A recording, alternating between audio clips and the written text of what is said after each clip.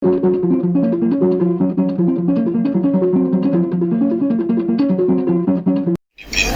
today. We are now going to rest with the headache of issue drilling borehole since we have got not enough water, and this water is meant to serve the population of Ilego, Atiak Town Council and part of Atiak sub-country for the next 20 years. The head of Corporations Embassy of the Federal Republic of Germany said they are committed to ensuring that communities get safe water to boost their health.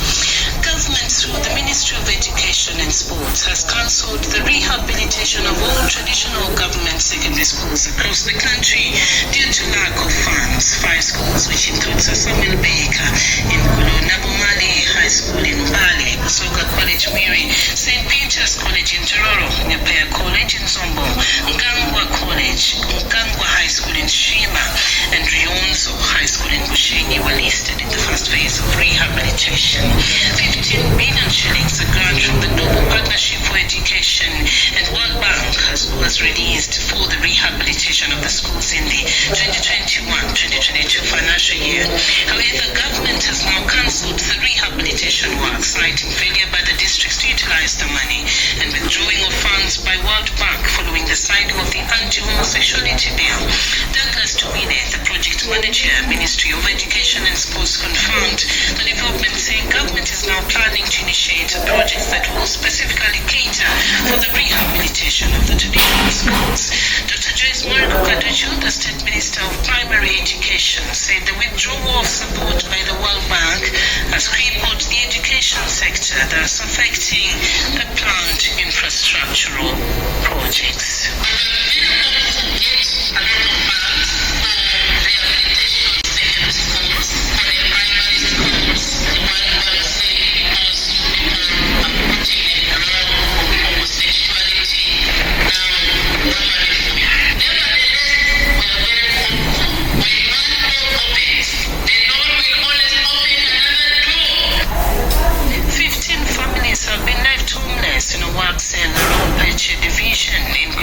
After the grass-thatched houses were destroyed in last evening's downpour. Over 20 acres of cassava, bananas, simsim, beans, and maize and fruit trees like mangoes, pawpaws, and jackfruits were also destroyed in the downpour that was characterized by strong wind and hailstorm. Bernard Chan, one of the affected residents of Owaksel, says he lost 7 acres of cassava and a garden of bananas. So Chan, who is now homeless after losing his grass-thatched house, fears for the hunger that is going to befall his family after their food crops were destroyed. Susan Arion, the LC1 chairperson of Owaksel, said the damage has set residents back, considering the unreliable weather.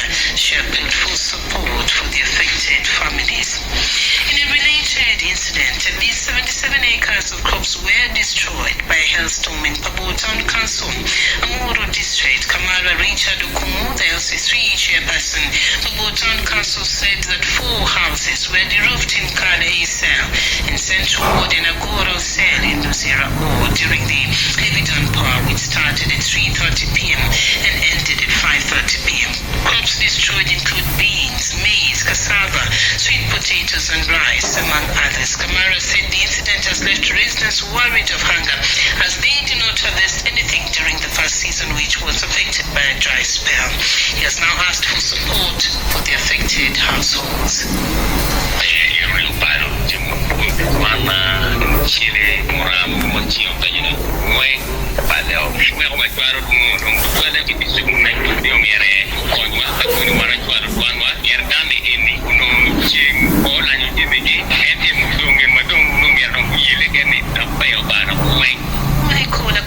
LC5 chairperson, Amuru District, the team has been sent to assess the magnitude of damage so that they can appeal for support from the Office of the Prime Minister.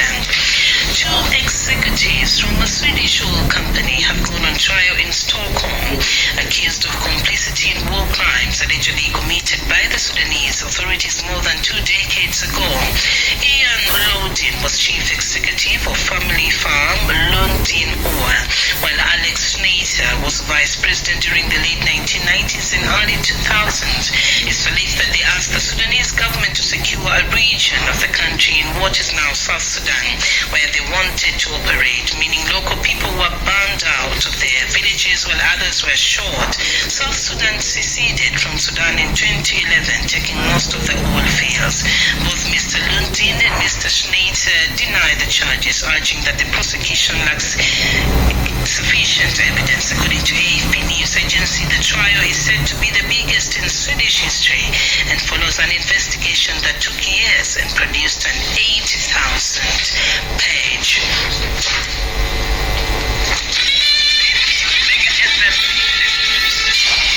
Initiative has been launched to find treatment for African animal Trypanosomiasis or Nagana in Africa. The disease is estimated to be killing as many as 3 million cattle in Africa. Annually, is one of the neglected animal diseases because little attention has been directed towards developing new drugs to treat it. But today, the Bill and Melinda Gates Foundation, the UK's government's Foreign Commonwealth and Development Office, Aringa, England, and Galvi Med announced a new partnership for research and collaboration to promote and develop solutions to address African animal diseases. According to a joint statement, the Bill and Melinda Gates Foundation, the UK Government Foreign Commonwealth and Development Office, Aringa, England, and Galvi Med will conduct research and collaborate with other academic and international projects to promote and develop solutions to address African animal Trypanosomiasis. The partnership will be headed by Aringa Ingelheim, the world's leading research-driven pharmaceutical company. That was Mega Sports. Uganda wheelchair basketball team opened the 2023 All-Africa Para Games on a good note following their 52-24 win over host Ghana yesterday. The victory means Uganda needs just another win to make it to the next stage as they seek to be part of the 2024 Paris Olympic. Ochira Richard, the Uganda's team captain, held his side for the hard work. Ochira basketball captain, I'm making sure that I communicate to coaches and the player preparation, determination. We have them fully on the ground. So this is the way to our success. Uganda's next game is against Morocco on September 7th.